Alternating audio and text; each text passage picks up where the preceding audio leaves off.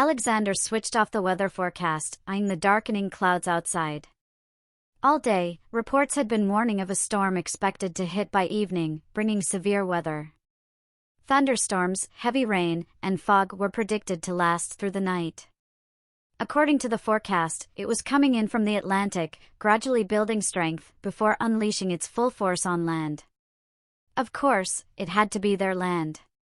Alexander had left the office early, not the only one to do so, and he was relieved by it.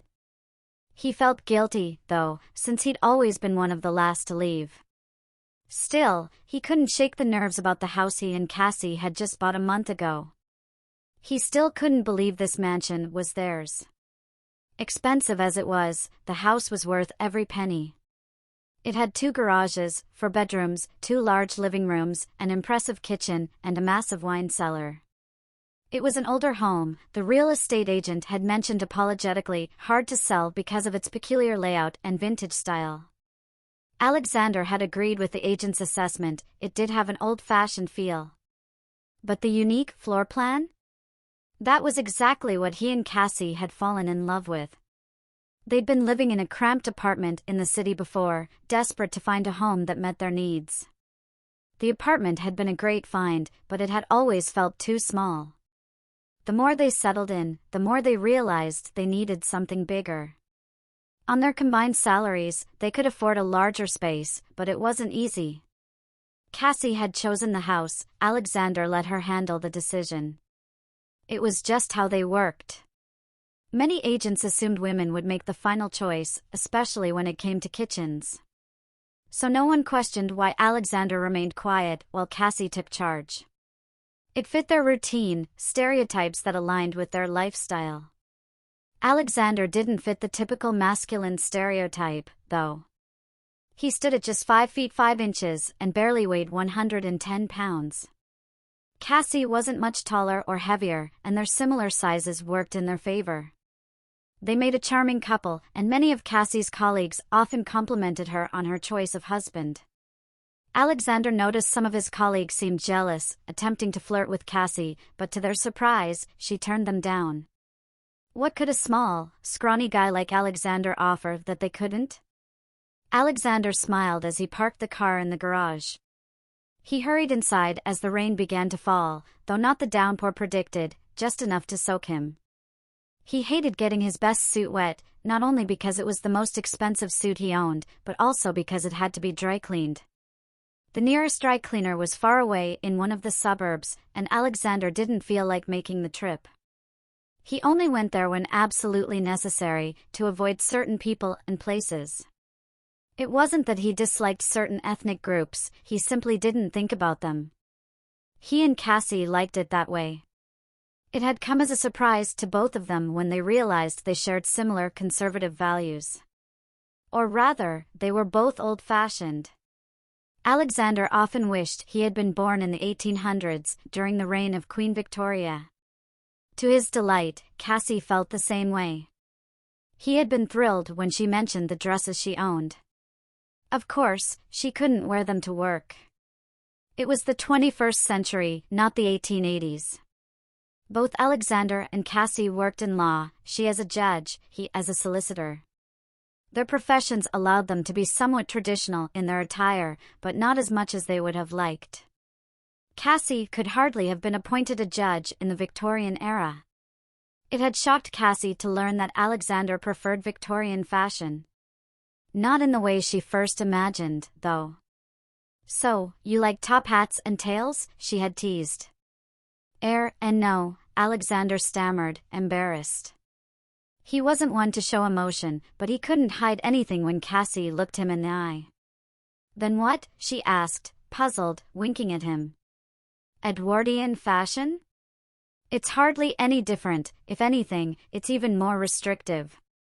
"Certainly for the women," Alexander had muttered before realizing what he said. Cassie had thought for a moment. "It's a good thing Bertie lived as long as he did," she said. "He wouldn't have lasted in the New World."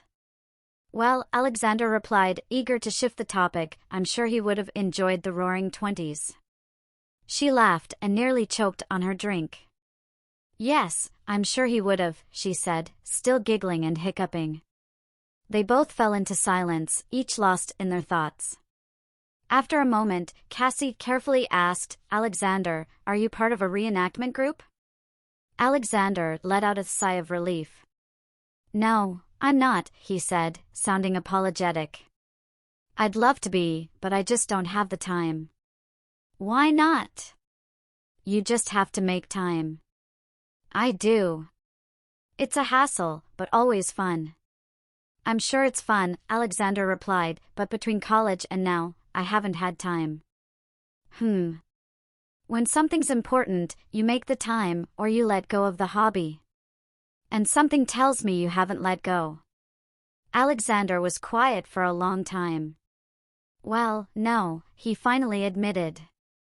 But... She placed her hand on his and looked him in the eye. Alexander, if there's something, you have to tell me. I really like you. Do you have any idea how rare it is to find someone who shares our interests? Alexander blushed again. He cleared his throat. I have some idea, he admitted. Then tell me. Please, Alexander, what is it that you like? Well, he said after some time, struggling a bit, when I was young, I spent the holidays with my grandmother. You liked her dresses? Oh, me too. Cassie said, a smile on her face. Alexander laughed nervously. Well, no, he said, blushing again. You really should do this more often, she grinned at him like a cat. It's really lovely. Alexander took a deep breath. All right, I did like her dresses. But I don't think they were your kind of dresses. Oh. Alexander swallowed. They were from when she was working, he finally managed to say. Working? Cassie raised her eyebrows, and Alexander squirmed in his seat, feeling the weight of her gaze. He imagined this was how defendants felt under cross-examination. Before he could explain, it suddenly clicked for her. Ah, she exclaimed, mouthing the word perfectly. I see, she said, sipping her drink. Well, well. Alexander sighed deeply, taking a drink to calm himself, letting his head fall. He pulled out his wallet and started to stand up. What are you doing? Cassie asked, surprised. I'm leaving, Alexander answered honestly. No, you're not. Cassie said firmly. Sit down. Alexander understood from the way she looked at him exactly what was going to happen. His stomach fluttered, and he felt shaky, but he sat back down and returned his wallet to his pocket. Better? She said. Now, how long have you been doing this? Since I discovered her dresses, Alexander replied honestly, I think I was about 13 or 14. And how many have you bought for yourself? What? You heard me, Alexander. I'm sure you've gotten some for yourself. If you're as into it as I am, I think you have. Alexander sighed. Well, yes, I have, he admitted, his face turning red. One for each day of the week. I even bought a few mo. Cassie interrupted him with a small gesture. I'm not interested in the modern ones. Are the others Victorian? Yes, Alexander admitted. The ones for the week are. Cassie paused, taking a deep breath. Alexander was shocked when she asked, Will you show me? Alexander didn't answer immediately. Aren't you offended? She looked at him, puzzled. Should I be? Well, by today's standards, maybe, but let me explain. You know, I'm part of a reenactment group. When you're into this kind of thing, you meet all sorts of people. We're lucky to have two couples in the group, where the more dominant partner prefers top hats and tails precisely because of what they represent.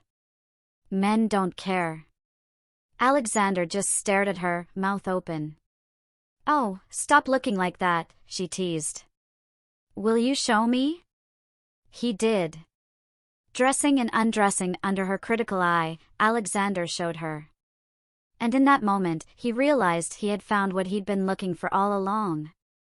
The only question was, had she? They were married a month later. A low rumble in the distance pulled Alexander back to the present. He quickly closed the garage and rushed into the house. He grabbed the mail, recognizing most of it as junk, but he didn't throw it away. Cassie would need to look at it too. Only then could he discard it. Noticing that it was already 5 p.m. and that Cassie would be home soon, Alexander hurried upstairs, excitement building. He took off his expensive suit and hung it up to dry.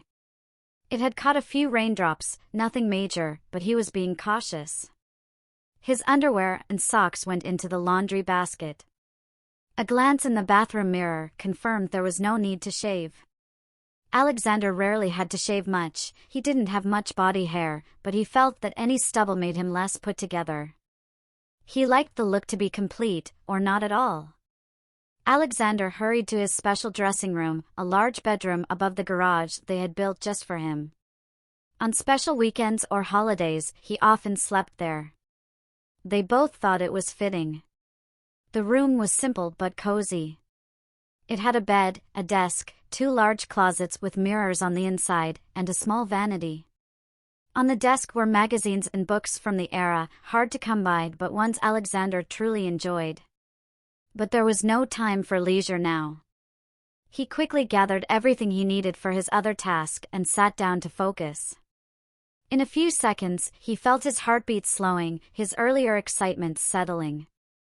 His gaze shifted to the garments on the bed, and though none of them were original period pieces, each one still seemed more beautiful than anything he'd ever seen. First, he slipped on the silver chastity belt, designed like bikini panties, with a small pouch that restricted any possibility of arousal. Next, he carefully pulled on the heavy black stockings, mindful of their durability despite being thicker than the usual delicate satin. They ended just beneath the chastity belt. To refine his silhouette, Alexander applied glue to attach the chest prostheses. He then wrapped the corset around his waist, lacing it tight, though it was tricky to do alone. Once fastened, he secured the garters to the stockings. Over that, he donned the bloomers and a matching white top with lace edges. Almost finished, he stepped into the full underskirt and slipped on the long black dress, complete with white cuffs and a high collar. The heavy cotton felt comfortable, and he topped the look with a short blonde wig. Last came the long white satin apron, tied with a large bow in the back, the full white cap, and a pair of modern high-heeled boots. A quick touch of lip gloss, mascara, and small round earrings completed the look. He smiled at his reflection, seeing the perfect Victorian maid staring back at him. Alexander moved to the shared bedroom, preparing everything for Cassie. He laid out the dress he knew she'd love, along with the required undergarments and a pair of sensible boots. Then, he hurried downstairs to begin dinner. A glance out the window showed the sky darkening, the rain still light but threatening to pick up. He made a quick snack for himself, knowing he'd be on his feet all evening once Cassie got home. He ate quickly, hunger evident in the speed with which the food disappeared. Once dinner was nearly ready, he went to the living room and set the table. It would be a table for one, as usual. While she ate, he'd stand by the door, waiting to serve. He watered the plants before returning to the kitchen. The sound of a familiar engine reached his ears. He glanced out the window and saw Cassie opening the garage from inside her car, the rain beginning to pick up. Alexander quietly waited for her to enter, hands folded in his lap. Cassie entered, dropping her suitcase. "What a rotten day," she muttered. "Yes, ma'am," Alexander replied. She met his gaze, and he immediately curtsied. Cassie frowned and said coldly, "Help me undress, girl, and prepare my bath." "I do hope my dress is ready." Eliza curtsied again. "Yes, ma'am." Cassie followed her maid upstairs, where indeed her dress was laid out for her. The look of it made her feel better already, but she wasn't about to show that to her maid. Her coat was removed and she stepped out of her pumps and her suit. She was pleased to see that Eliza hung it over an arm and quickly took it away. When they just started playing, they'd made an agreement that she, the mistress of the house, would remove her underwear. Cassie had been amused to see that Eliza was a bit of a prude. She'd wondered how experienced her maid was in more intimate matters, but she hadn't been let down in that regard. Alexander didn't disappoint her in bed, and she had no complaints about Eliza's performance. What a lucky girl I am, she thought to herself. A moment later, Eliza came back to announce that her bath was ready. Cassie liked it that way. She didn't want her maid to prepare her bath long before she came home, since it usually meant that the water was lukewarm or even cold when she arrived. And who was Eliza to disagree? When she was lying in the steaming water, Cassie thought about what she would do to her maid. With all the worries and frustrations of the day out of her mind, she remembered that today was a special occasion. She wondered if Eliza knew it as well. Probably not, she thought. Cassie was well aware how absorbing dressing could be. She knew some perfectly wicked things, but most of those she regularly did to Eliza, to the poor girl's detriment. Today, however, Cassie felt like doing something unusual. At that moment, the storm really broke loose and a true rainstorm came down from the heavens. Cassie listened to the sound of the rain for a few seconds. Why not go for a few classics? She thought suddenly. And with that thought came another, wonderful to make life difficult for Eliza. Cassie got out of her bath and slowly dried herself. She went to her bedroom and reveled in putting on the undergarments and the dress. She grabbed what she needed for Eliza and walked downstairs with a pair of low heels on her feet. Of course, Eliza was waiting for her. As soon as she had heard Cassie preparing herself, she had put everything on the table, ready for her mistress. "Lift your skirts," Cassie demanded. Eliza knew better than to disobey. "Yes, ma'am." She pulled up her skirts and allowed Cassie to put on ready-made knee cuffs on her legs. Cassie was amused to see the worry in Eliza's eyes. That worry was more than confirmed when Eliza had to turn around and had her wrists tied together with another pair of cuffs. The maid thought Cassie was done after that, but not so. Smiling devilishly, Cassie put a small collar on her maid, with a long lash hanging over the apron. Last, but not least, a wide strap went over Eliza's mouth, effectively silencing her. Cassie tied it severely, ensuring that Eliza's cheeks bulged over the wide leather strap. Again, the maid knew better than to make any sound. She finished the setup by putting padlocks on the cuffs and the strap. The key she put tantalently on her wide belt. Only after that was Cassie done. She grinned.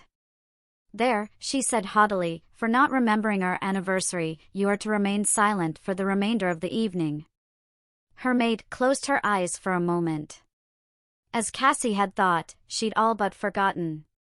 "This means that I will have to do everything myself," she continued coldly, "but rest assured that your stupidity has earned you more punishment tomorrow. Now go stand in your usual place." She was satisfied to see the poor maid swallow. It was very amusing to watch Eliza hobble to her place.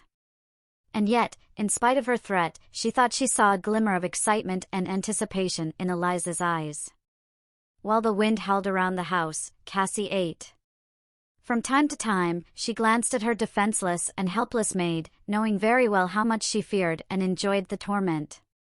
She had, however, barely finished her meal when a blinding flash, almost immediately followed by enormous thunder, caused a blackout. Suddenly, Cassie found herself sitting in darkness as all the lamps went out. "Shit," she muttered. Because there was no light on the streets anymore either, and no moon due to the black clouds, the house was covered in near darkness. She got up and saw Eliza trying to move. "Stay where you are," she said to her maid. "I'll see if I can find a lamp or some candles and find out what happened." There was no point in taking the silverware with her. That would just have to wait until everything came back on. Or until the morning when she could at least see. She hurried into the kitchen and felt guilty about tying her maid when she passed her. But Cassie wasn't used to moving around in a dark house and she stumbled. With a dull thud, she fell on the cold and hard tiles and cursed loudly. When she slowly got back on her feet again, she noticed that the keys were missing. Sensing what was to come, she tried to search, but she really couldn't see a thing. In the drawers, she found no lamp. In the kitchen cabinets, no lamp. Carefully she went into the garage, trying not to bump into anything and hurting herself, but she again found no lamp. Cassie started to feel frustrated. She knew there must be a lamp somewhere. She thought her maid had at least stocked some candles, but Eliza was in no position to answer. Cassie paused for a moment, trying to think. She couldn't figure out where the candles or a lamp could be. With no other choice, she returned inside and carefully made her way up the stairs. Since their house was fairly isolated, Cassie didn't expect anyone to come to her aid. It made more sense to go find the items herself. No one lived nearby, so she didn't feel at risk.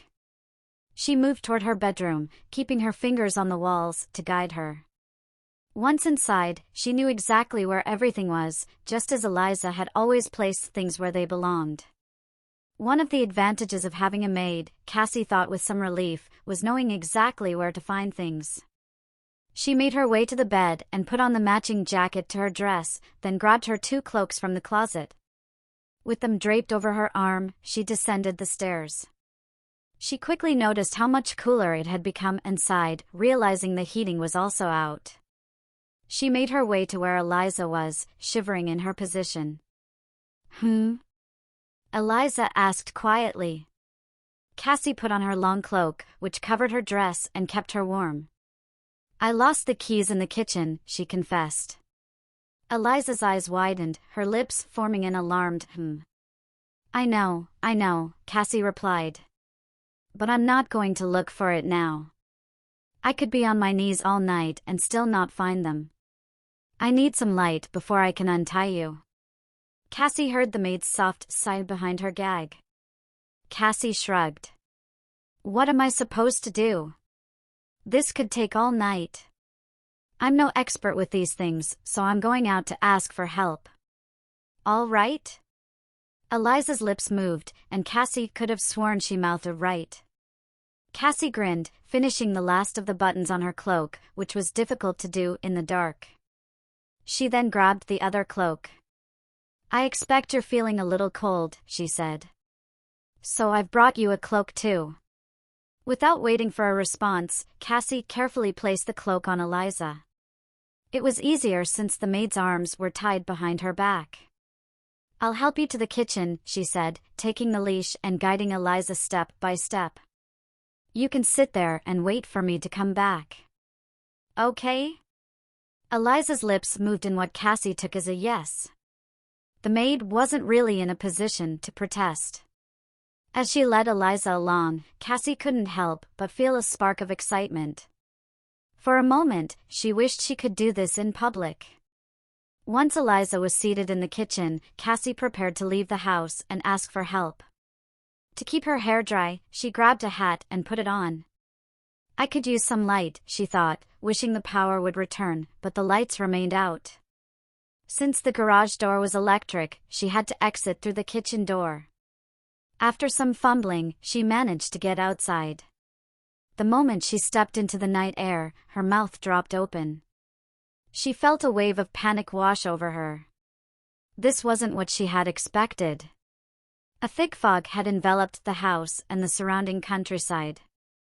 Cassie stood frozen for a moment, wondering how she would ever find her way. The fog was so dense, and the rain showed no signs of stopping. A blinding flash of lightning illuminated the surroundings for a brief moment, just enough for Cassie to see the path ahead. She'd always been quick to adapt in these situations. Taking a deep breath, she started walking. She was glad she'd chosen low heels, although the sound of them clicking against the cobblestones was unnervingly loud in the otherwise quiet night. She still couldn't see much, but with the storm raging directly overhead, she knew there'd be more lightning to help guide her. Shivering, she pulled the hat down over her ears. She was grateful for the long dress, the heavy stockings. Cassie had found it amusing to discover they wore the same type of stockings, and the long cloak. At least they kept her warm and offered some protection from the weather. Cassie walked on, and soon she was out of sight from the house. "Come on, Jeff." "All right, Jeff, slow down." "I'm coming." Two heavy-set men approached the house, moving cautiously from tree to tree, trying to remain hidden. Though the fog and storm gave them some cover, they were still spotted by someone who couldn't speak and could barely move. Someone who observed the lightning, listened to the thunder, and feared the men's intentions. Alexander became acutely aware of the cuffs above his knees, the restraints binding his wrists, and the strap over his mouth. He shuddered, remembering how convincingly he looked the part. Since discovering his enjoyment of dressing and acting like the maid, Alexander realized he needed very little makeup, much to Cassie's annoyance. She'd often called him her pretty boy. He wondered how she was doing and hoped she hadn't run into these two men outside. He wished she were here with him. His heart skipped a beat when he heard one of the men try the door. "Jeff," one whispered. "It's not locked." "Come on," the other responded. "It must be." "No, honest," the first one said. "Try it." Another flash of lightning momentarily illuminated the area. The men froze, trying to stay out of sight. Alexander did his best to shrink into the shadows, hoping they wouldn't spot him. His head felt light, but he knew it wasn't from hunger, and the restraints weren't that tight. He just had to be careful as he walked. His heels clacked loudly on the tiles. Thankfully, the lightning was followed by thunder, giving him a chance to duck and slip into the darkest corner of the kitchen. "Jesus," Jeff whispered, "it really isn't." "Guess it's our lucky night, then." "What if someone's home?" "Don't be silly, Jeff. You know what Beth told us, 2 women in this big house. You can handle a girl, can't you?" "Well, sure, but..." "Wait, I thought I saw something." "It's just the fog messing with your eyes. I'll stay outside while you check the house." "Jeff, stop talking nonsense. The lights are out, no one's home. This is our chance. You're coming with me, or do you want to stay out here and get wetter?" No, thanks." "All right, I'm coming." Alexander swallowed, the sound of it unnervingly loud in his ears. But neither man seemed to notice. He tried to press himself deeper into the shadows. He wasn't sure if it would work. The uncertainty made him uneasy, and the dizziness that had started to creep in only worsened his anxiety. If he fell over now, everything would be ruined. The kitchen door creaked open, and the men stepped inside. Neither used a flashlight. Alexander couldn't even tell if they had one. If they didn't, that was one less thing for him to worry about. With the strap covering his mouth, he had to breathe through his nose, making it harder to stay quiet. He hoped they wouldn't discover him. But the 2 men never noticed him. They moved through the kitchen toward the living room. "Look at this," one of them muttered. Alexander froze as one of the men shone a light across the room. "Must be worth something." "Take it." "Jeff, look. They haven't even cleared the table." "You were right, no one's here. This silverware looks expensive." "Thanks, ladies." "Jeff, why don't you head upstairs? I'll check this room for anything worth taking. Don't forget the kitchen. If there are 2 of them, they might keep this silverware somewhere." Good point." "All right, I'll check the kitchen. But don't just look for silver, there's more to life than that." Alexander heard Jeff chuckle softly. His heart pounded as Jeff moved slowly across the room, shining his light at various items. Alexander winced, imagining everything they'd steal. There were quite a few valuable things in the house. But a more pressing concern took over. What was Alexander supposed to do now? Jeff could finish checking the 2 living rooms at any moment and then move to the kitchen. If he used his flashlight and tried to be thorough, Alexander would definitely be discovered. Alexander also didn't want to go outside.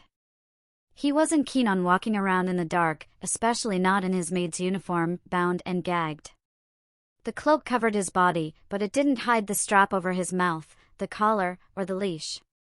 He shivered, feeling a little unsteady as the dizziness crept in. Standing on his tiptoes to minimize the sound of his heels, Alexander cautiously moved away from his hiding spot. He didn't want to alert the burglars to his presence, but he also didn't see any other option. It was either risk being found with all the consequences, or try to escape outside and find somewhere to hide. Using his elbow, he slowly pushed the door open.